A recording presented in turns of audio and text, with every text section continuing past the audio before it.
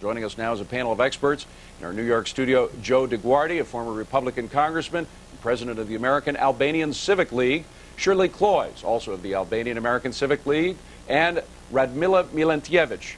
She's a former Minister of Information for the Republic of Serbia, and we thank everybody for coming in today. Radmila, let me begin with you. As you see, obviously you have some sympathies for the Serbian side of this conflict, having worked for the Serbian government. But as you see these pictures that a lot of people in Serbia aren't seeing of these desperate refugees, almost all of them saying the same thing about how they were kicked out of their house by Serb goon squads. What do you think? I mean, you can't look at those pictures without being moved, can you? Of course, I am moved, and I feel very badly for the refugees. But I think having gone out of Kosovo into Albania or Macedonia, they're better off than the people who are staying in Kosovo and the people in Yugoslavia, because bombs have turned Yugoslavia into a vast, not a concentration camp. But they all say that their exodus began before the bombs came in. No, there were very few people in either Macedonia or Albania, and there were very few casualties before the bombing started. The bombing escalated violence to the point where we have the mess that we have now. Well, Joe, you say it's not true. On the other hand, in support of Radmila's position, it's clear that the United States and NATO haven't improved the situation since they began their bombing, have they? Do you remember last summer, 250 villages were torched? They tried to eliminate the KLA.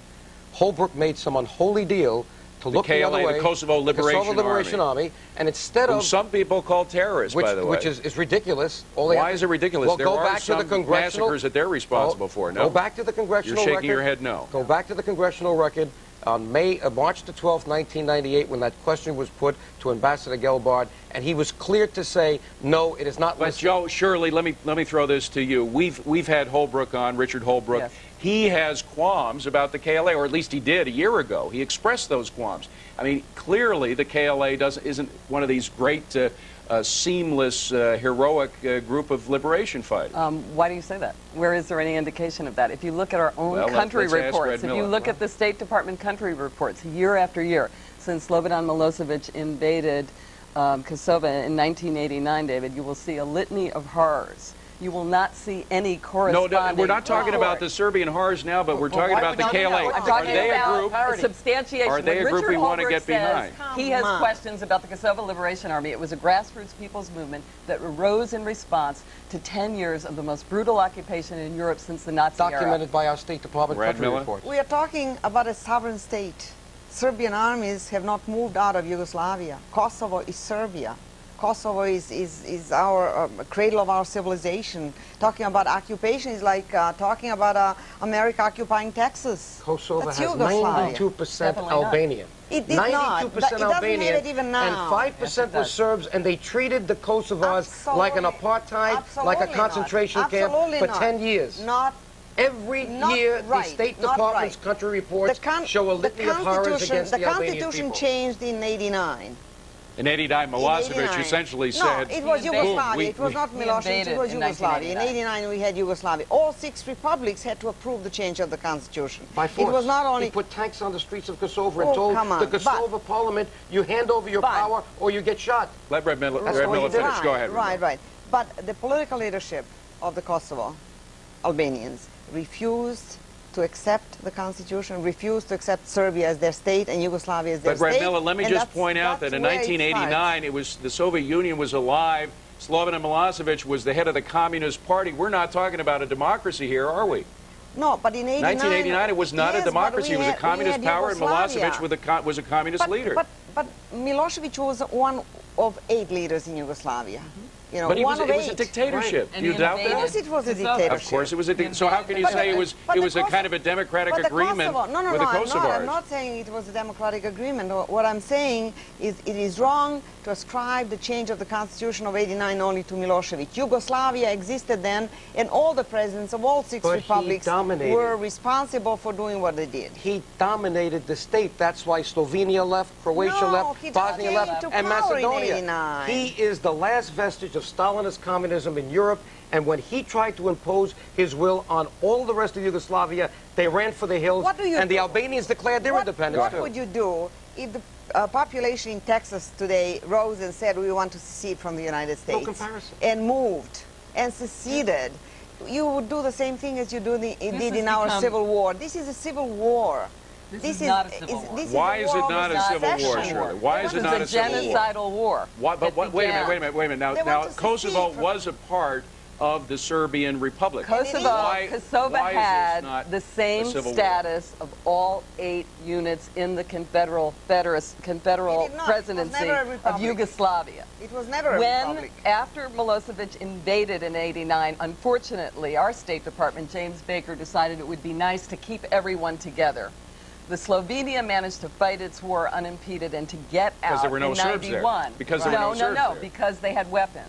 After that, there were also no Serbs there. Baker stopped all the weapons from going to Croatia and Bosnia, and we have a horror, as you know, called the Bosnian War, leaving 300,000 dead, creating 2 million refugees. Now this man has come back, now how many years later are we, into Kosovo, and we see the specter of Nazi Germany. Just Joe, today, very quickly, the question of Milosevic, can we deal with him as a head of state in the future? Absolutely not. But he's being dealt with as a head of state, not as a war criminal. And Clinton is making the same error that Holbrooke made. Holbrooke made him our partner in peace at Dayton. He listened to Holbrooke. He listened to Milosevic when Milosevic says, don't bring the Albanians to the peace table at Dayton, and that's why we have the problem now. The man's a war criminal. He cannot be dealt with. Okay, folks, hang in there. As our Kosovo special continues, we're going to take your calls on whether you think we should be in this war. Tom from New York, are you there? I'm here. Hi, Tom. What's your comment about the conflict in Kosovo? Okay, I think that the real question for most Americans is, what is in our national interest? And the question is whether or not we should allow the concept and acceptance of ethnic cleansing to be a part of our diplomatic future. And I think if we do, then we run the risk and danger of many more conflicts like this. Okay, Tom, thank you very much for that point. What about that, Joe? The fact is, are we letting ourselves open to all kinds of tribunals, and maybe even if we go in to get Milosevic, maybe people will start going in to try to get some of our leaders? I think the question that's raised here is that we don't want the vision of Europe going into the 21st century to be ethnically cleansed mini-states. That's the vision of Slobodan Milosevic. We want to go back to what Sarajevo was. Remember the Olympics? That was a multi-ethnic, multicultural, multi-religious state. But what happened in the Bosnian War? Are you trying War? to put the genie back into the bottle, Joe? Well, I mean, listen, that's the way it was. People, that's great. Part of that was due to Tito. Part of that was due to a dictator. That's right, and we need good leadership. And the Serbian people... We need another dictator in Yugoslavia? No, they need better leadership there. There's no question about that. And we should have stood side by side the good Serbian people when they had hundreds of thousands in the streets of Belgrade trying to get rid of Milosevic. Okay, Shirley, I know you want to jump in. Radmila, I just want to take another caller. Don from New York. You there, Don? I'm here. Good evening. Hi. What's your comment on Kosovo, Don? Well, dictator or not, Slobodan Milosevic is the leader of the sovereign nation of Yugoslavia, who has the right to fight to maintain the integrity of the Serbian nation. The Albanians weren't strong enough to hold by military force. That's why they want us to step in as a mercenary force to give them a independent nation on the backs of American lives. What's in it for us? Okay, Don, let's just leave it at that. What's in it for us, Joe? Listen, what is in it for the United States? He has lost the moral right to lead a sovereign nation by using the state apparatus to sponsor terrorism against the civilians in that state. That's what he's done. Look what's going on right now. Do you think it's NATO bombs driving out the refugees? This is what's going on right now. Milosevic has calculated this for at least several years. This is his biggest prize. Kosovo is where he started his rise to power in 1987, and this he reserved to the end. Radmila, you're shaking your head no, but isn't this what he had planned back in 1989? Absolutely not. Absolutely not. But what Milosevic has to do is what every government today in Serbia and Yugoslavia would have to do: defend the integrity of Serbia's border, defend Yugoslavia as an independent and a sovereign state. And that's what he's doing. But Yugoslavia's isn't it inevitable, Radmila, that the breakup, like we had the breakup of the Soviet Union, what we're seeing in Yugoslavia is the same thing. It's breaking up. All the ethnicities are creating their own states. And this is what Milosevic wants. Not all the ethnicities Let me give you an example, David. Isn't that what happened in Slovenia and Croatia? You have forced the Serbs in Bosnia to live together with Muslims under Muslim leadership. Why did you not allow the Serbs the same right to secede from Bosnia or to secede from Croatia as you have allowed the Croats to secede from Yugoslavia, or now... Joe says it's simple. Let me give a simple example. If your next-door neighbor was beating up his wife and kids brutally, and then you went to knock on the door and said, you know, I'd like to, what are you doing here? And he said, this is my home, stay out. Is that permissible? No. The man has committed a crime. You would call the police, they would go in, it would be child abuse, wife abuse. The same thing with international law. You can't have a leader victimize the citizens of a state with state-sponsored terrorism, and then you're going to tell me this is a sovereign state, look the other way.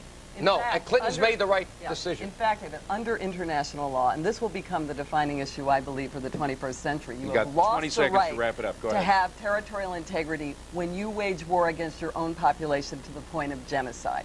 And Radmila, you got 10 seconds. Before the bombing, there were 2,000 casualties in Kosovo. Since the bombing, I cannot count any longer. You couldn't count them in the 250 villages. There were no monitors. Bombs are killing all of Yugoslavia. Radmila, Joe, Shirley, we have to leave it at that.